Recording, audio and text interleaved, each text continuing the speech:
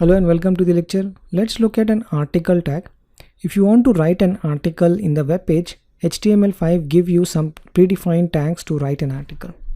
Okay, so we'll try to use those predefined tags and write an article. Okay, I'm going to create a folder called article and create a file called article.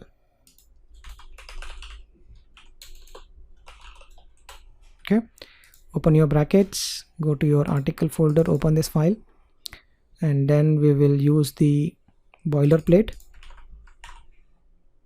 Open up and close all these things, paste it here, call it article.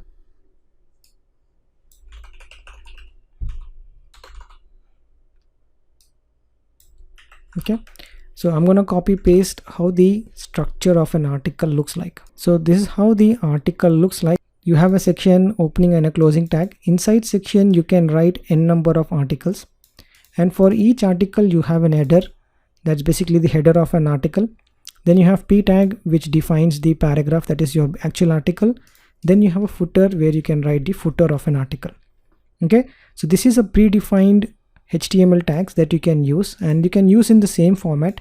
You can write a section, you can write article, header, paragraph and footer. I'm going to copy paste some of the articles here. I'm not doing anything fancy here. I have an h1 tag and I have also used an underline for the h1 tag.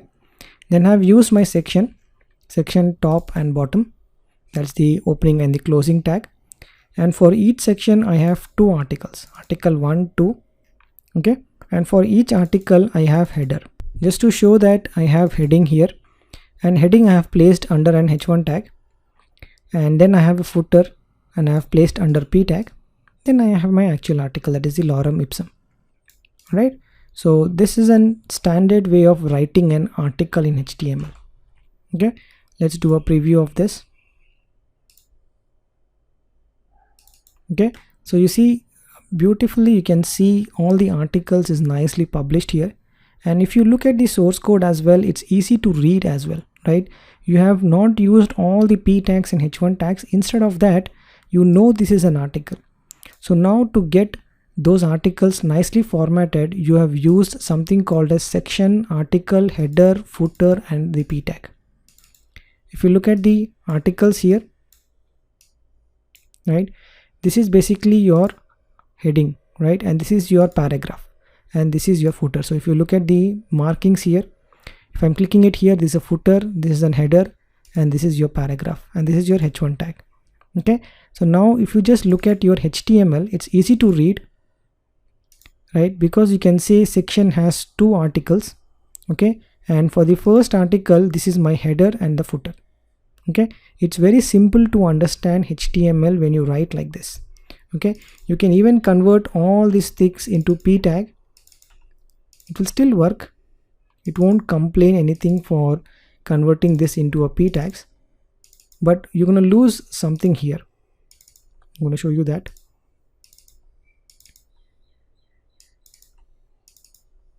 Okay, once you do that, the readability is gone, right?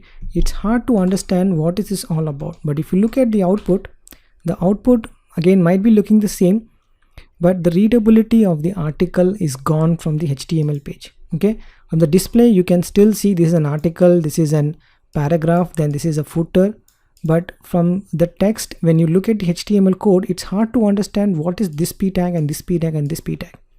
And if you're writing articles in HTML, like in a news site or a blog site where you have an article to write, HTML gives you predefined tags to write it. Well, if you use section, article, header, you can see the benefit straight away. You can read it as an English, right? The structuring of the page is automatically done via the tags itself. Well, that's all about writing articles in an HTML page using the article tags, section tags, header and footer tags. Okay, so that's all about article in HTML, and see you in the next one.